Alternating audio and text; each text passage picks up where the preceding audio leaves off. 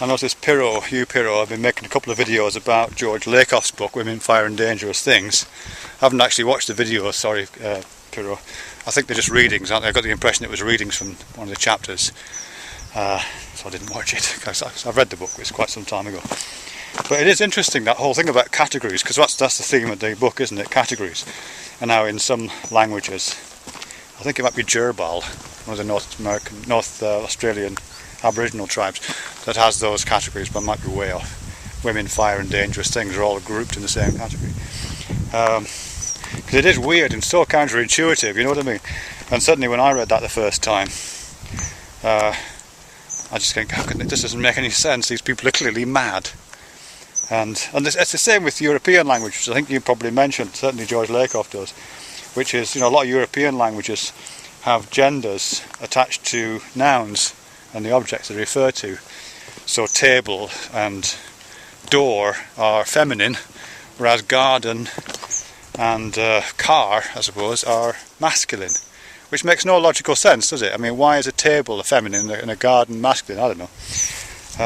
But again, there's categories. There's categories in the language, but also in the conceptualization that hold these things together.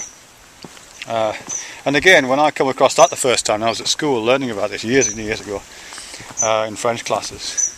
I thought that doesn't make sense. They're just making this shit up as they go along. We don't have anything like that in our sensible English language. So I've been trying to think of examples, actually. I'm sure Lakoff probably pulls some out in the book, but as I say, it's a long time since I've read it. But I've been trying to think of some examples, and I think we do it, or cluster things together, through prepositions quite a lot, don't we? Prepositions. Because when we talk about, if we were to write a book about how English does it, we wouldn't call it Women, Fire and Dangerous Things. We might call it something like, let's see if I can pull this out, making this up on the spot, sorry. It might be something like, love, trouble, and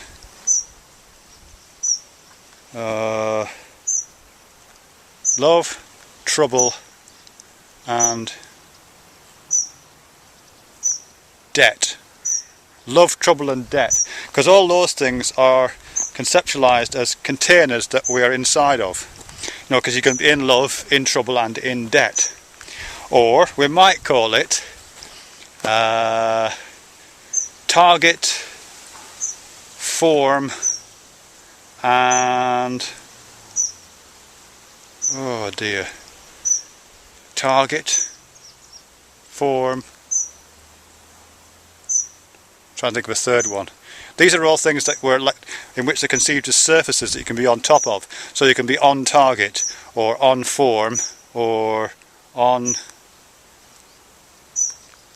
heat, no, you say in heat, don't you? On something like that. Or we could have surveillance, consideration, and new management. Because these are all things that are considered as surfaces that you can be underneath of.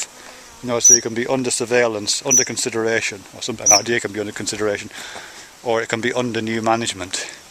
And again, there's no logic for that any more than there's logic to the gender terms in French, or the logic, the kind of mythological thing that holds together women, fire and dangerous things in whatever that language is, Gerbil. But we do that, don't we, through prepositions. In love, in trouble, in whatever.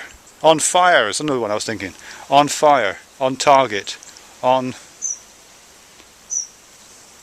golden pond, under milkwood, under consideration, under surveillance. Surveillance is funny actually, because surveillance means, I think, oversight, doesn't it? Sur, French, means on top of, and valence is to do with sight, viewing something.